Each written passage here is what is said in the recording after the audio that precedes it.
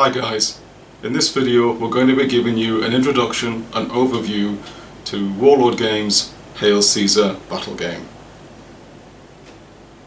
Hail Caesar is a historical rule set designed to cover the period from the biblical to the medieval eras. It's classically designed for the 28mm scale miniature model, and it is a mass battle game, meaning that you will use units of troops, and these units will be given orders by their commanders to maneuver around the battlefield and fight their opponent.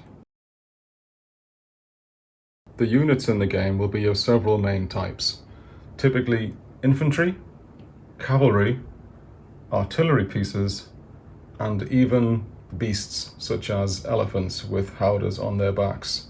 I don't have one of those myself in my collection, so I can't demonstrate one of those to you sadly, but here is an array of Celtic and Roman troops to give you some ideas. The rules also have scope for mixed order units, such as this medieval unit which is comprised of bills in the front and bows in the rear. Or similarly, this Saxon unit with heavy armoured thanes in the front, backed by militia in the rear. The rules will obviously determine how these units act in the game depending on their composition.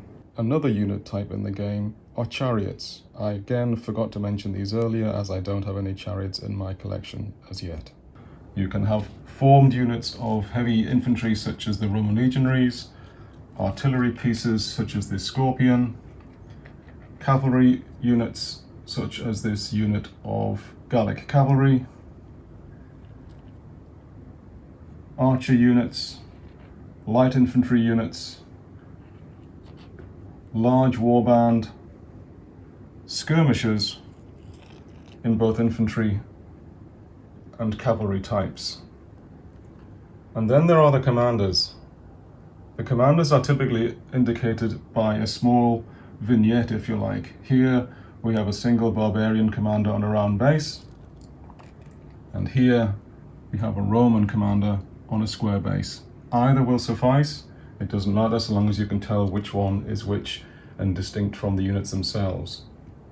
The game is designed to have a frontage of infantry models having a 20mm frontage and cavalry models a 25mm frontage. This goes commonly with the standard base sizes available, although multi-basing, as you can see here, is often an advantage. Models can be either based singly and placed on movement trays or based multiply on multiple small sabo bases. When it comes to infantry units, they can be of several types. As we mentioned, you can have heavy or medium infantry such as these Roman legionaries. These are typically depicted in 2 to 3 ranks, depending on aesthetics and the desired appearance of the unit to the player. The choice of 2 or 3 ranks will make no difference in the actual gameplay, it's just purely appearance. Light infantry will typically be in 2 ranks, as shown by these archers and also these spear-on troops. Skirmishers can be on square or round bases, it wouldn't matter, but they will be in loose formation shown here. They may not join up into close order. Now most troops here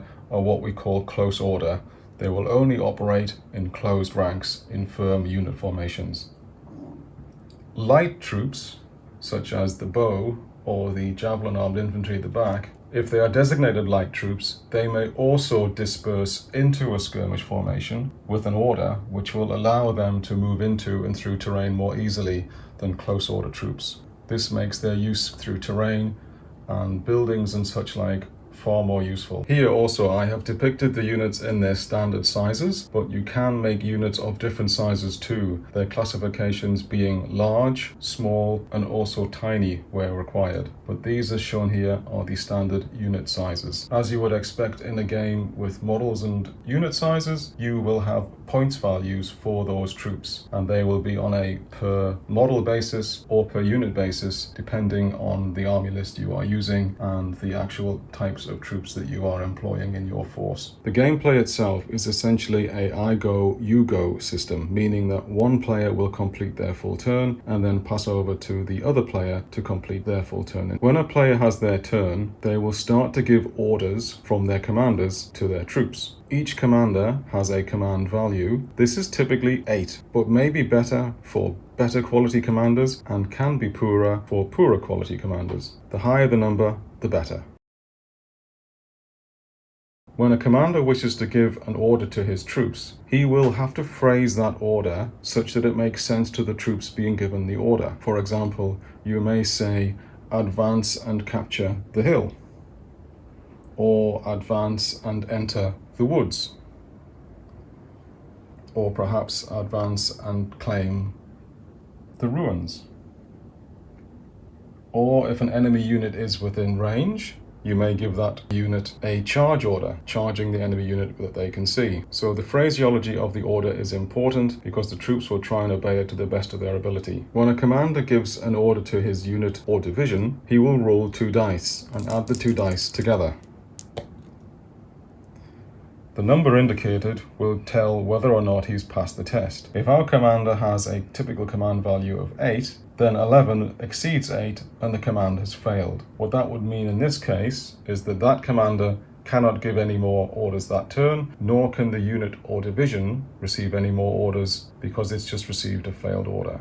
If the unit receives an order and the dice roll hopefully is passed, then the amount that the dice roll passes by is the amount of moves the unit may receive, up to a maximum of 3 moves. So in this case, I've rolled a 4 against the commander's command level of 8, which beats that value by 4 points, which means that the unit could move a maximum of 3 times. So if this legionary unit had been commanded to take the hill, it would make 3 moves to do so. Infantry move 6 inches per move. Cavalry move 9 inches per move. And light cavalry in skirmish formation can move 12 inches per move. So for a passed order of this scale, moving 3 times, this infantry could move 18 inches forward to capture the hill, and they would do so to the best of their ability. When a unit moves, it will move its 6-inch allowance, or up to its 6-inch allowance. This move can be straight forwards, which is a simple advance,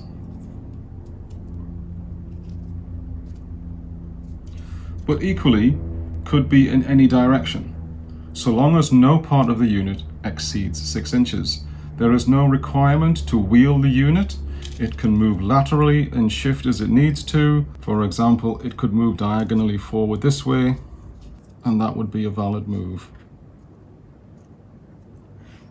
And then it would complete its subsequent orders if it had any more remaining. Units can also change formation.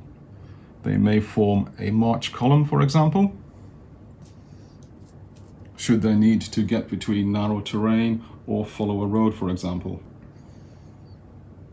Units can also form a square formation as a defensive posture, and other unit types can also form specialist formations, such as testudo for the Romans, and I believe there is also a wedge formation or pig's head formation, which is a kind of V shape. Again, these are more specific things, but just giving you an idea of what units can do during their maneuvers. When you build your army, you will obviously consult your army list, depending on the period and supplement you are playing. In the most cases, an army is broken down into divisions, and divisions are broken down into units. Typically, a division will consist of a minimum of 4 units, but may contain more. Sometimes less, but normally 4 or more is the normal. In this situation, our army is split into 2 divisions, with the Roman division consisting of 2 legionary units, a Scorpion ballista, and an allied Gallic cavalry unit. The second division of the army consists the Gallic main contingent and composes the warband, 3 light infantry units, and 2 skirmisher units. That would be typically a legal and standard size force for a game.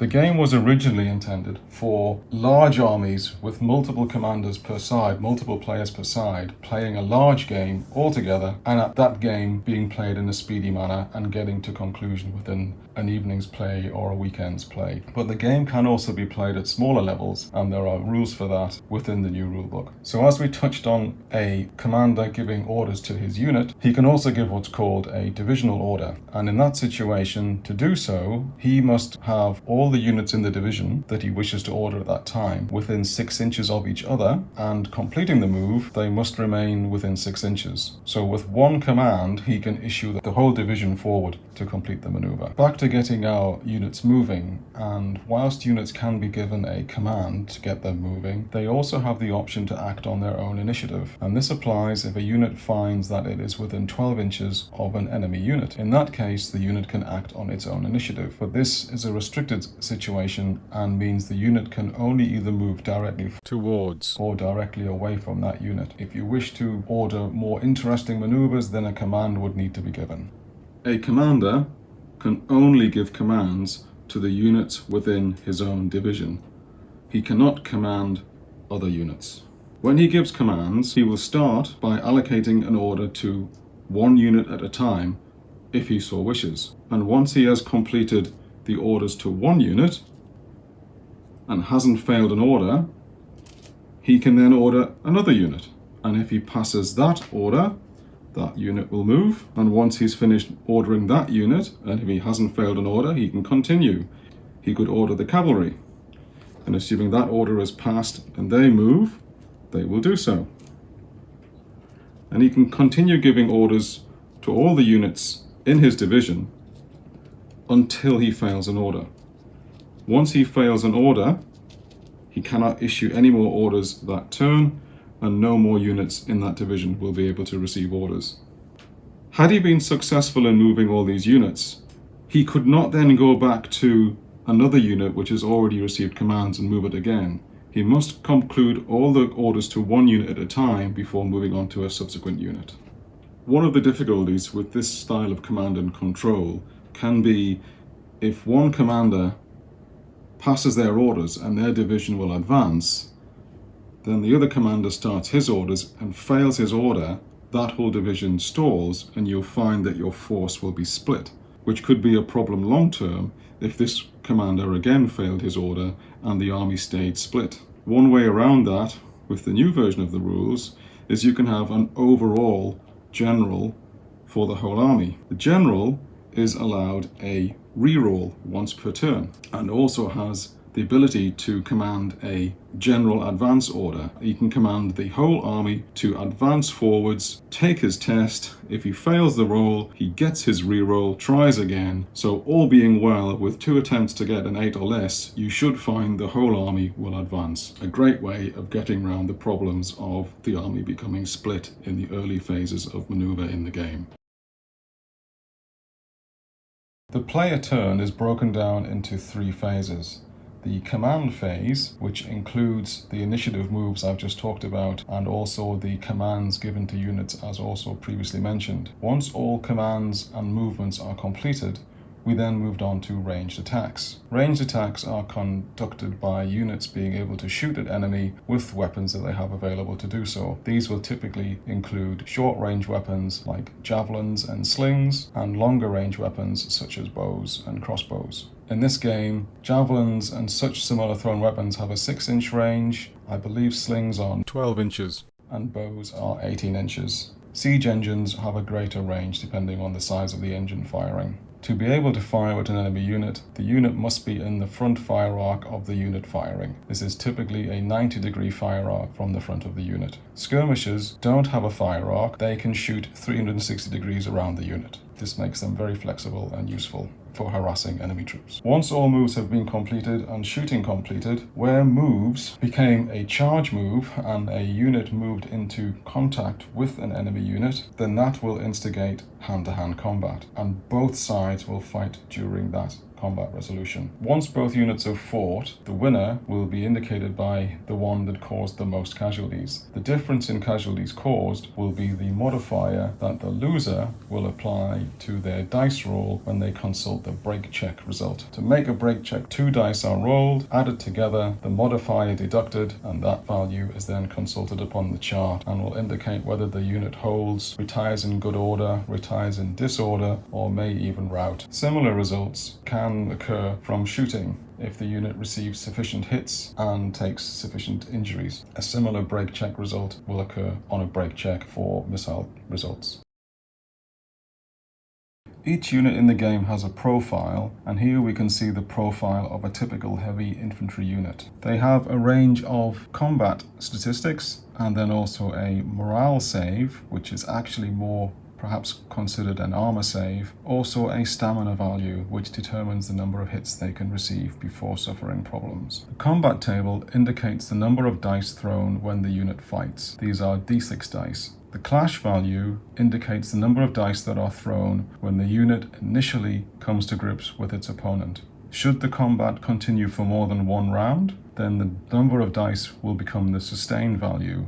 Now for these heavy infantry, those two numbers are the same, making them very strong, durable troops. But for lighter troop types, or typical warband type troop types that these Romans might come across, those troops typically have a very high clash value, but drops significantly into their sustain value. They rely on beating their opponent in the initial rush, and if the fight goes on too long, they'll typically suffer and break away. The short range value indicates the range that the unit can deploy short-range weapons with, such as thrown javelins. In this case, the unit has an attack value of 3 for this, and as we discussed earlier, that short range is typically 6 inches. This value also indicates its supporting value if this unit supports another unit in hand-to-hand combat, and I'll show you how units can support in a moment. The long-range value is the value given if a unit is equipped with bows or similar long-range weapons. In this case, the unit has a 0 value as it does not have that kind of equipment. As mentioned, the morale save is the unit's armor save. Whenever it takes a hit, it will roll a d6, and so long as it rolls a 4+, it will negate that hit. When the unit takes sufficient wounding hits that have got past the morale save and equal its stamina value, that unit then becomes shaken. And when a unit is shaken, it can no longer perform as well as it could do. If the unit ever gets to twice its stamina value, it will instantly be destroyed. The special indicator there is an indication for special rules the unit might have. For Roman troops like this, it could include things like being drilled or being able to form special formations like testudo. Here we can see how 2 units may come to grips with each other to fight a round of combat. The Romans on the left and the barbarians on the right. This would be a straightforward combat, and both sides would roll their number of clash dice to see how many hits they got, and then the side that received those hits would make their morale saves to see how many wounding hits came through, and then the difference in combat values would indicate the winner. But a unit can also receive support, and that support will typically come from other friendly units supporting it to either the rear or the side. If we take this infantry unit and bring it over to give us some help, this unit could have been positioned such that it joined the side in this situation,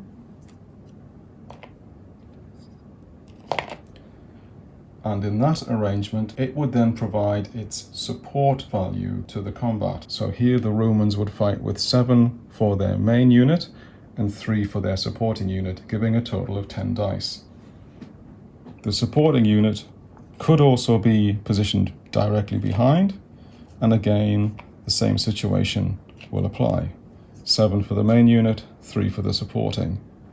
They could also be supported by another unit here to one flank and another unit here. That would be the maximum number of supports allowed and would give a total of 7 plus 3 plus 3 plus 3 dice in total to be rolled. In this situation, the Roman player has been able to maneuver the second unit directly into the flank of the barbarian unit. In this case, both units will fight to their full effect, and the barbarian unit will suffer a penalty for being flanked at the same time. Skirmish order troops are not allowed to charge formed infantry. Formed infantry can, of course, charge skirmish order troops. Normally in such circumstances it's advisable for the skirmishers to break off and evade, but they can often be caught and a fight will ensue. Skirmishers can, though, help in a combat by being a supporting unit.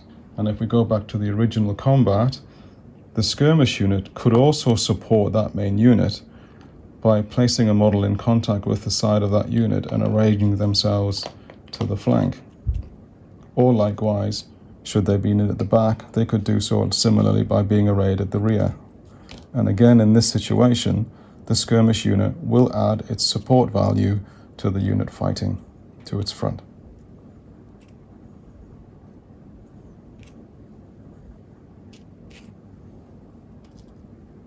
Also, during a combat, it is possible for a commander to decide to join the fight, in which case he's played adjacent to the unit. I'll just bring him this side so you can see him. And each commander, depending on their value, will add a certain number of attacks to that fight. This is typically 3 for a high-level commander or less for minor commanders. Someone like Alexander the Great, you might want to give him more than 3 attacks. The number of attacks the commander contributes to the fight, though, will also increase his risk in that fight, because at the end of a fight when a commander takes part, you will roll a dice to see if he is injured or killed. So bear that in mind as well before you commit your commanders. If a commander is killed in battle, then he will be immediately replaced by a subordinate commander at a leadership level or command level of 1 less. So if your normal commander of 8 is killed, he will be replaced by a commander with a level of 7. When fighting and making attack against an enemy, whether it be a ranged attack or a melee attack, a number of dice will be rolled as indicated on the unit's profile. These are d6 dice as mentioned, and they always hit on a 4+. That is the standard required value. However, there are a range of modifiers that can be applied to that number, and they will depend on a number of things, including terrain, etc. for shooting attacks, and also formation, etc. for troops in melee fighting. Here's the chart which gives us some idea of what those ranged and hand-to-hand modifiers are, and also their related morale chart results. I don't know how well you'll see this, but I'll try and hold it in place for a little while. So on the left there you can see the ranged attacks and the modifiers that can ensue, the ranges of the various weapon types, and also the morale values. I'll bring that in a little closer. So as you can see, if a unit is shot at and is forced to make a morale save, a break test should I say, 2 dice are rolled and the value indicated will then show what the result is depending on the unit type and the unit rolled. So for example, if we rolled a 7 and you were infantry, you would hold your ground without penalty. But cavalry, getting the same result, would retreat in good order, while skirmishers would retreat disordered. So various results can apply from that dice roll. Likewise, hand-to-hand combat, there are a number of modifiers and such like there, as you would expect. If you are charging, if you are winning, if you are uphill, you will get benefits to your attacks. But if you are shaken or disordered, or in open order, or attack to the flank or rear, you can expect to get modifiers of a negative nature to your fighting. There are also morale save modifiers, again depending on what the unit is in terms of its formation, or whether in cover, or whether hit by large artillery pieces. And again, there is a break check result there depending on what the unit might result, having had to make a test. So again, if we, for example, in our fight in front of us, let's say the Romans scored 5 wounding hits and the barbarians only scored 3, the difference would be 2. The barbarians would roll 2 dice and get a 10, apply the difference of 2, which makes that an 8. We would then look at the chart, and here we can see 8 for infantry would be hold your ground without penalty. Obviously, as you can see, the higher the result, the better. The lower the result means bad things, breaking and running away or being disordered.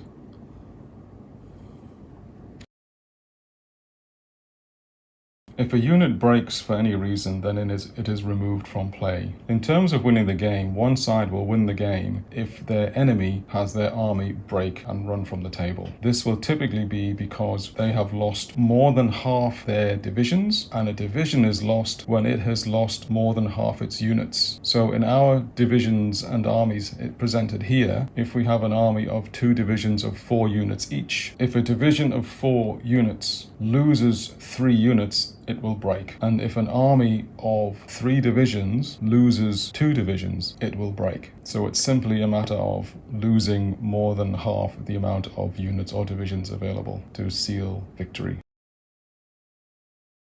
When a unit charges another unit, the unit in receipt of the charge can make a number of possible reactions. In this situation, if the skirmishers are charged by the Romans, the skirmishers may make an evade action and try and move away and get away from the charge. Conversely, the formed infantry of the Romans, should they be charged, they cannot make an evade action because they are formed infantry. They would typically have to receive the charge at the halt. Cavalry, if charged by other cavalry, can countercharge or turn to face should they be caught facing a charge in their flank. Infantry who choose to charge cavalry are perhaps being a little suicidal, as the cavalry can still countercharge and will count as charging, and if successful in that charge will also disorder the infantry. So it can cause all kinds of problems if you get your charges wrong. But there are, as said, there are various reactions in the game during charging, so play those out to your advantage where possible. Here we'll show an example. The barbarian skirmishers on the right will throw their javelins at the Romans on the left.